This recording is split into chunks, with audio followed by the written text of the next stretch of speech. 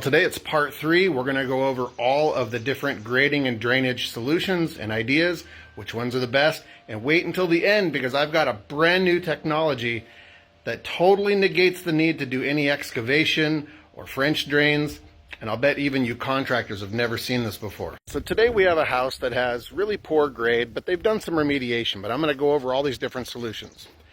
As you can see, the road is up there, and this whole hill slopes right down to this house.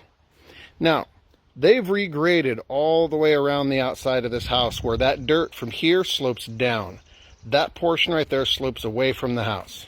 And if you stand over here, you can actually see it more pronounced. This slopes down right to about here, and it creates kind of a swale all the way around this house.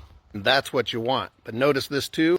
They have a nice roof drainage system. They got gutters, downspouts, and extensions, and the valleys even have these splash guards. All right, but I have received thousands of questions from people asking, what do you do when you can't regrade? What are the options when you can't add positive grade? And, how do you put in positive grade and a good roof drainage system when there's no room, when your next door neighbor is 3 feet away? So let's get down at ground level. You can see that this whole section here slopes down toward the side of the house here. Now, that little tiny bit that you see right there is not adequate. That water is just going to run right under this walkway. So the grade here is poor. Now, if you don't have any room, and let's just say hypothetically there were another building right here, and that's all the room you had to work with. Well, what you'd want to do if you have limited space is you'd put in what's called a swale. And a swale is essentially where they start right here at your foundation and they cut into the soil, and then they come over to this side and they cut into the soil and they create like a V trench right here. Now if you can imagine that trench kind of running all the way down here, you create almost like a moat. And it doesn't have to be a deep trench. It can actually be a very mild slope here that then slopes up to the house here. So if you were to swale this out on this side, the ground would all slope away from the home into that swale. This part here would slope into it, and you'd be able to plant grass through all of this, and you'd be able to play frisbee in there. Now, swales are very simple to put in, and they don't take a lot of time. People who have tractors with different implements, I've seen mini excavators, I've seen skid steers, I've seen people use all sorts of things to basically dig a swale around a house. But think about it. If you've got water flowing down an embankment or a hill, and it gets into a swale and then flows around your house, you've solved a large part of your problem. If all the water falling on your roof goes into a roof drainage system and flows away from your house, you've largely solved all of your problem. Now, there is a chance that those two things are not going to solve your problem. But coming back over here, let's just say hypothetically you didn't want to get rid of your nice walkway here, and you didn't want to dig a swale into your grade around the house. What are your other options for all the moisture flowing right up against this house right here? Well, a curtain drain is something that is actually closer to the surface. There are people that will come in, there's grading contractors that'll come in and they'll excavate soil along the side of the foundation, and they'll put in perf pipe. And there's different types of perf pipes. Actually, there's different solutions. I've seen drain tile solutions used here. I've even seen channel drains used here. But anyway, we're going to cover that in a second. That perf pipe usually comes in here, and they usually have a drain sock on it to keep debris and dirt from clogging up your system. And then it's usually covered over with some sort of gravel or drain rock. That way, all this water goes into that drain, flows around to a subsurface drain that then kicks out on the other side of the hill. Now, curtain drains have some advantages because they're closer to the surface. They're easier to work on when there's problems with them, or if you need to clean them out, they're not that hard. If you ever have a major problem with it, for whatever reason, they're pretty easy to replace because it's right near the surface of the ground. Now, in some instances, when you have water table issues or excessive groundwater issues, then you got to start looking at drain tile systems and French drains. I'm going to explain. When you hear somebody call this a drain tile system, that doesn't mean there's tiles underground. That basically means they're turning the whole grade of the home into a big drain tile. And what they'll basically do, it's not much different than a curtain drain, but they'll usually dig much further down to the base of your foundation underground. So they come in with an excavator and they scoop all this dirt out, and then down in the ground they put the perf pipe, and they put all the gravel on top of that. That way all the water from under the ground, and all the surface water coming over all leaches down into that French drain system. Some of them are passive and they'll have subsurface drains that go out into a field. Some of them actually go into a sump crock where there's a sump pump that'll pump the water somewhere else. Now, French drains have some advantages and disadvantages. Number one, they are very expensive. Getting someone to bring big heavy equipment out and excavate all around your foundation, that's expensive.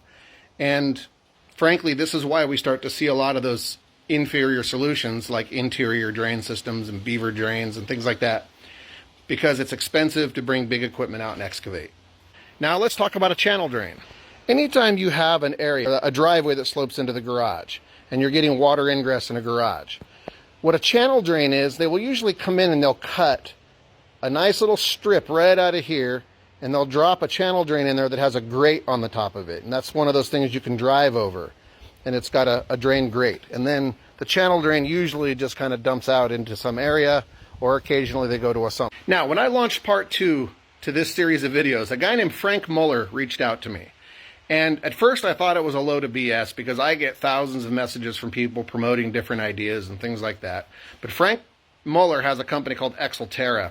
And he had this idea that when he sent it to me, I kind of blew him off. I was like, yeah, I'll look at this. And then I spent a couple days looking into it, and I was like, wow, this he's got a good idea. And it's a technology that I promise you, you've never seen.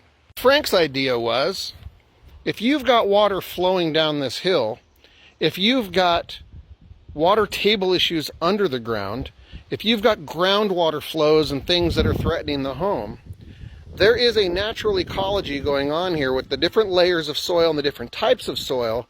And he had an idea where he basically invented a type of rod, almost like a capillary rod. It's got a proprietary shape to it, where they drill these tiny holes down into the ground in a very specific pattern, and they insert these plastic rods down into the ground.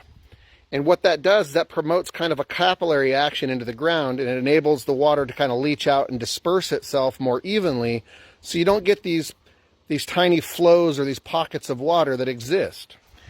And all of a sudden, the light bulb popped on for me where I was like, that's actually kind of brilliant. He's stopping the water before it even gets to your house, and he's kind of spreading it out or dispersing it into the soil around the home instead of allowing it to flow towards your home. And it's minimally invasive. He's using a tiny auger to do this, and I was like, that's actually very smart. And it turns out that this is a technology that's now being used in golf courses and commercial applications that they are just now starting to bring to residential applications. It is much less expensive.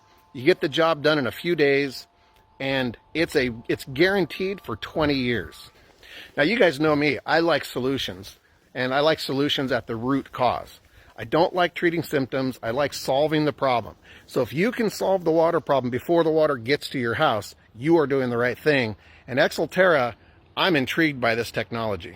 I'm going to go ahead and launch part 4. It was an interview that I actually did with Frank. I just reached out to him. I'm not getting paid anything to do this promotion right now. I'm not making any royalties. I'm just trying to share these solutions with you guys, and I love true innovation that solves problems, and I love it when they're minimalistic and less expensive. Do you want to watch part 4? I'm going to put the whole interview up. You guys are welcome to go watch that, and I would encourage you guys to reach out if you're interested in a solution like that, instead of having somebody come dig out the whole grate around your home. So, okay. So you sent over your information. I spent quite a bit of time digging into this and looking into it, and I have to tell you, I'm very intrigued. I've never seen anything like this, and as soon as I grasped the concept, it made a lot of sense. Go ahead and explain to everybody watching what your solution is. Okay, thank you. Thank you for having me, of course, and I appreciate that I stood out of the 1,000 people. So obviously tonight we're talking about our technology called JEPS, which stands for Groundwater Energy Passive System. Here you have a sample of a JEPS unit. Okay, you guys got to watch this interview, seriously. This is really revolutionary technology. Watch part 4.